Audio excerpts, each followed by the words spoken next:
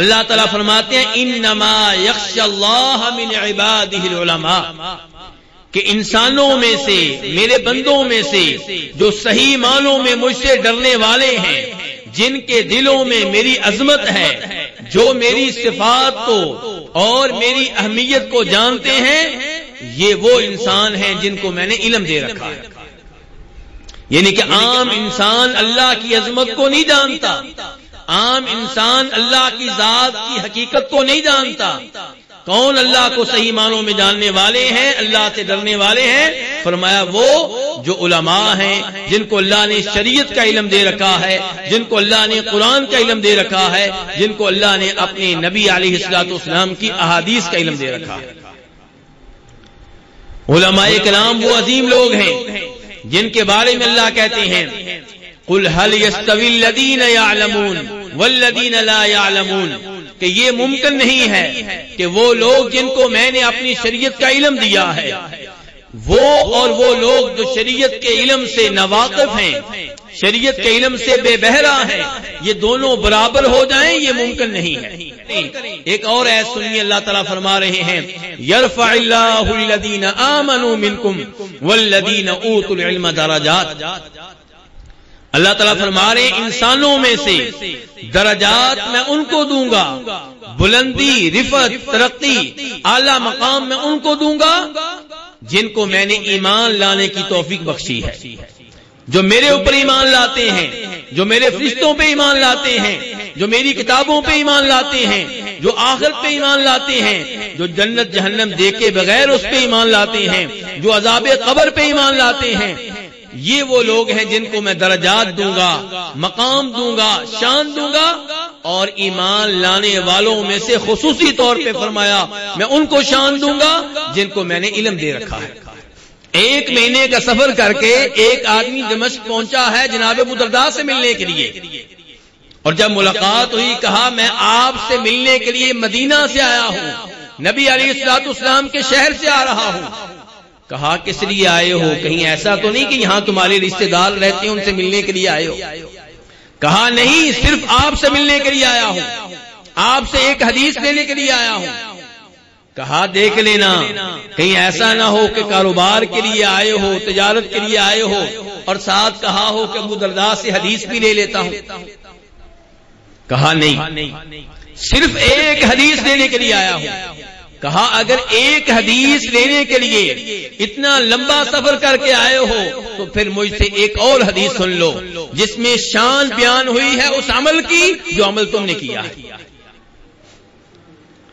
کہ نبی علیہ الصلوۃ والسلام فرماتے ہیں من سلک طریقا یلتمس فیہ علما سہل اللہ لہ بہ طریقا الی الجنہ، جو علم لینے کے لیے نکلتا ہے، درس حدیث سننے کے لیے نکلتا ہے، درس قرآن لینے کے لیے نکلتا ہے، گھر سے مسجد میں جاتا ہے تاکہ ترجمہ قرآن کی کلاس میں بیٹھ سکوں، گھر سے نکلتا ہے اس لیے کہ مسجد میں تلاوت سکھانے کے لیے کلاس لگی ہوئی ہے اس میں بیٹھ سکوں، نبی علیہ الصلوۃ والسلام کی احادیث کا علم دیا جا رہا ہے وہاں شریک ہو سکوں، اس لیے جو نکلتا ہے اللہ تعالیٰ اس کے علم کے لیے نکلنے کی وجہ سے جنت کی راہیں اس کے لیے آسان کر دیتے ہیں۔ وَإِنَّ الْمَلَائِكَةَ لَتَضَعُ أَجْنِحَتَهَا لِطَالِبِ الْعِلْمِ رِضًا بِمَا يَصْنَعُ، کہ اللہ رب العزت اپنے عظیم فرشتوں کو طالب علم کے لیے مسخر کر دیتے ہیں کہ میرا طالب علم جا رہا ہے، فرشتے اس کی خاطر اپنے پر جھکا دیتے ہیں۔ وَإِنَّ الْعَالِمَ لَيَسْتَغْفِرُ لَهُ مَنْ فِي السَّمَاوَاتِ وَمَنْ فِي الْأَرْضِ حَتَّى الْحِيتَانُ فِي الْمَاءِ، فرمایا جو علم کی دولت سے آراستہ و پیراستہ ہے اس کے لیے خوشخبری ہے کہ اس کے لیے اللہ کی بے شمار مخلوقات دعائے مغفرت کرتی رہتی ہے۔ آپ تو کہتے ہیں نا کہ یہ ہے تو مولوی لیکن اس کے کرتوت اچھے نہیں ہیں، ہے تو مولوی لیکن فلاں گناہ کرتا ہے۔ یہ حدیث سنیے، نبی الاسلام کیا فرما رہے ہیں کہ عالم دین کے لیے بے شمار مخلوقات صبح سے لے کے شام تک، شام سے لے کر صبح تک دعائیں مغفرت کرتی رہتی ہیں۔ یہ چیز آپ بھول جاتے ہیں۔ عالم دین ہے توحید و سنت کی نعمت اس کے پاس ہے، فرائض پہ عمل کرتا ہے، کبیرہ گناہوں سے دور رہتا ہے، بطور بشر چھوٹے موٹے گناہ ہو جاتے ہیں اور آپ ان کے کیڑے نکالتے رہتے ہیں، ان کی غیبتیں کرتے رہتے ہیں اور یہ حدیث بھول جاتے ہیں کہ اگرچہ وہ گناہ کرتا ہے، دوسری طرف اللہ کی بے شمار مخلوقات اس کے لیے دعائیں مغفرت کرتی ہیں، اس کے لیے استغفار کرتی ہیں کہ یا اللہ اس کو معاف کر دے، یا اللہ اس کو معاف کر دے، اس کے گناہ جڑ رہے ہیں اور آپ گناہ کما رہے ہیں۔ عالم دین کی شان دیکھیے۔ اور میرے بھائیو، ہم یہ بھی جانتے ہیں کہ ہمارے اوپر جو عام طور پہ مصیبتیں آتی ہیں، کیوں آتی ہیں؟ ہمارے گناہوں کی وجہ سے۔ وما اصابکم من مصیبت فبما کسبت ایدیکم ویعفو عن کثیر، فرمایا تمہارے اوپر جو بھی مصیبت آتی ہے تمہارے گناہوں کی وجہ سے آتی ہے، اور عالم دین خوش نصیب ہے، اس سے اگر گناہ ہوتے ہیں تو اس کے لیے استغفار بھی ہو رہا ہے۔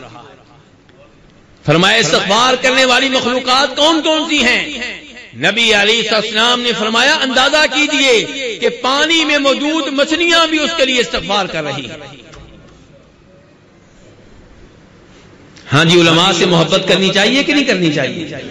ان کا ادب کرنا چاہیے کہ نہیں کرنا چاہیے؟ جن کے لیے اللہ نے فرشتوں کی ڈیوٹیاں لگا دی، مچھلیوں کی ڈیوٹیاں لگا دی، چیونٹیوں کی ڈیوٹیاں لگا دی کہ میرے اس بندے کے لیے استغفار کرو۔ فرماتے ہیں نبی علیہ الصلوۃ والسلام وفضل العالم على العابد كفضل القمر على سائر الكواكب،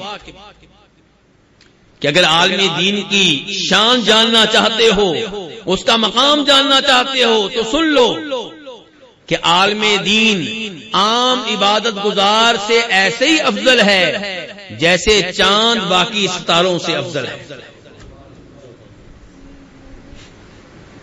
یعنی کہ ایک طرف عالم دین ہے، سنیے ذرا دھیان سے، ایک طرف عالم دین ہے لیکن توحید والا، شرک و بدعات سے دور رہنے والا، کبیرہ گناہوں سے دور رہنے والا، واجبات پہ عمل کرنے والا، 5 وقت کی نمازیں پڑھنے والا، روزے رکھنے والا، اور دوسری طرف مسجد کا ایک نمازی ہے جو فرائض پہ عمل کرتا ہے، کبیرہ گناہوں سے دور رہتا ہے، لیکن وہ تہجد کا بھی اہتمام کرتا ہے، چاش کی نماز بھی پڑھتا ہے، سارا دن اس کا مسجد میں گزرتا ہے، اللہ اللہ کرتا رہتا ہے، سبحان اللہ پڑھتا رہتا ہے، یعنی کہ نفلی عبادات میں عالم دین سے آگے ہے، لیکن نبی اسلام فرماتے ہیں وہ آگے نہیں ہے۔ لیکن میں اس عالم دین کی بات کر رہا ہوں جو توحید پہ ہے، جو بدعات سے دور ہے، کبیرہ گناہوں سے دور ہے، واجبات پہ عمل کرتا ہے، لیکن نفلی عبادات میں کسی عبادت گزار سے پیچھے ہے۔ فرمایا یہ حقیقت میں فضیلت کے لحاظ سے، شان کے لحاظ سے اس عام عبادت گزار سے ایسے ہی آگے ہے جیسے 14ویں رات کا چاند ستاروں سے آگے ہے۔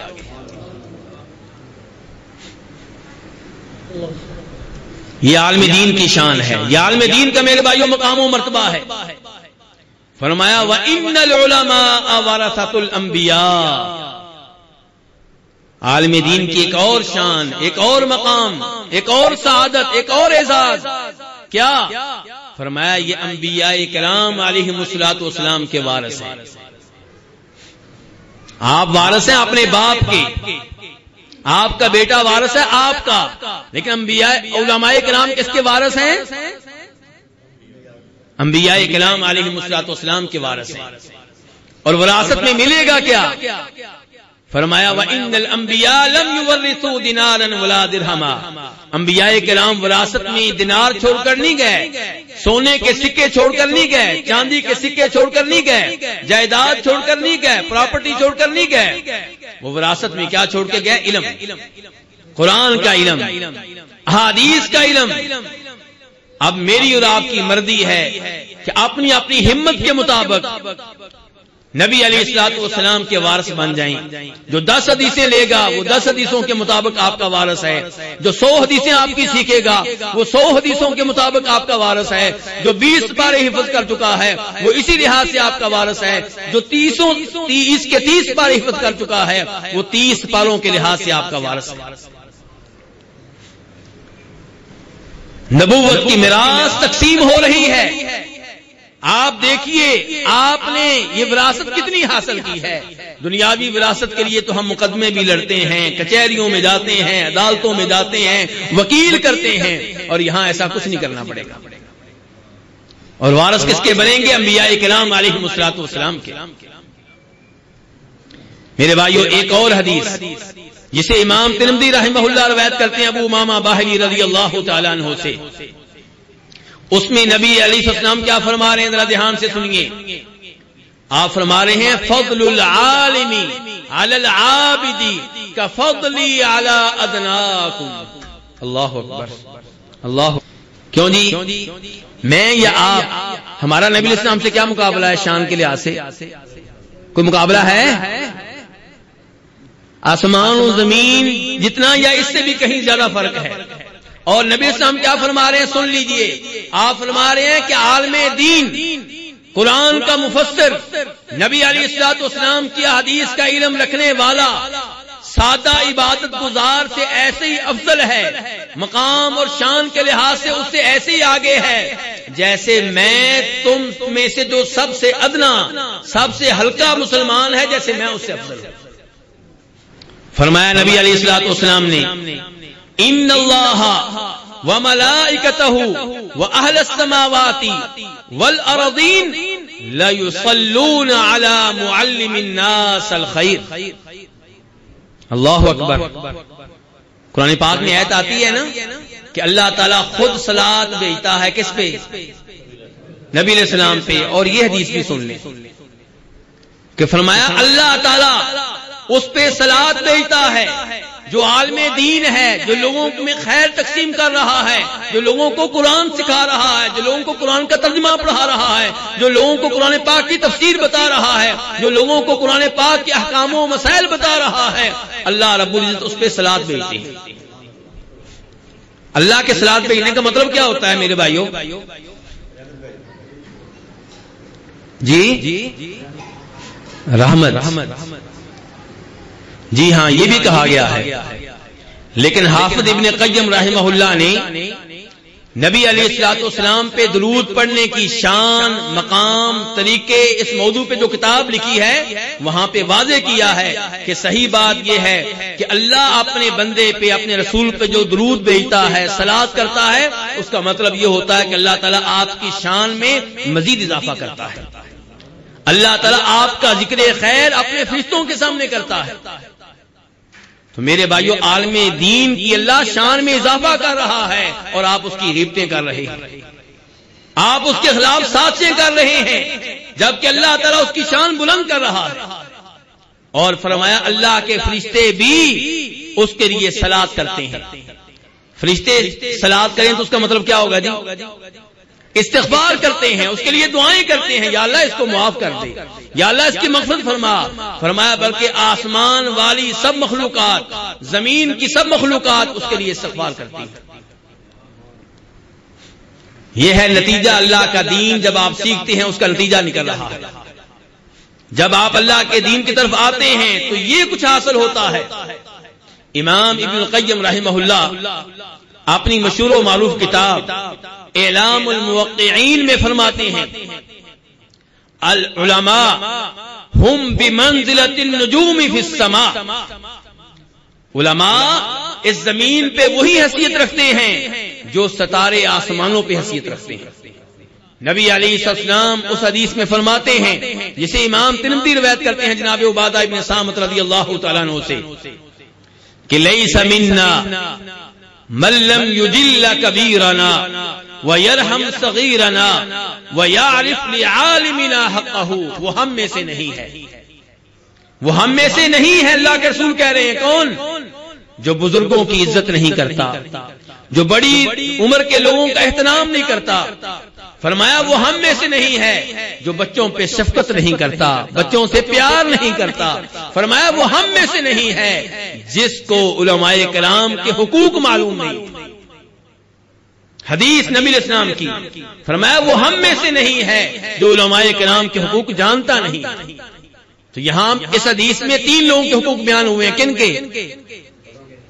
بڑی عمر کے لوگوں کے بابا جی جن کی داڑھی سفید ہے، چھوٹی عمر کے بچے جن کو ہم دھکے دے کے مسجد سے نکال دیتے ہیں، پہلی صف میں کوئی بچہ کھڑا تو ہو جائے، اس کی خیر نہیں۔ نبی علیہ السلام کے زمانے میں 7.5 سال کا بچہ کہاں کھڑا ہوتا رہا جی؟ اچھا مصلی امامت پہ کھڑا ہو سکتا ہے، پہلی صف میں کھڑا نہیں ہو سکتا؟ یہ مجھے سمجھ نہیں آئی آج تک کہ مصلی امامت پہ تو کھڑا ہو سکتا ہے، پہلی صف میں نہیں کھڑا ہو سکتا۔ اور پھر کیا کرتے ہیں؟ سب بچوں کو ایک صف میں کھڑا کر دیتے ہیں، وہ لڑتے رہتے ہیں، جھگڑتے رہتے ہیں۔ تو اس حدیث میں 3 لوگوں کے حقوق بیان ہوئے ہیں، بزرگوں کے، بچوں کے، علماء کے۔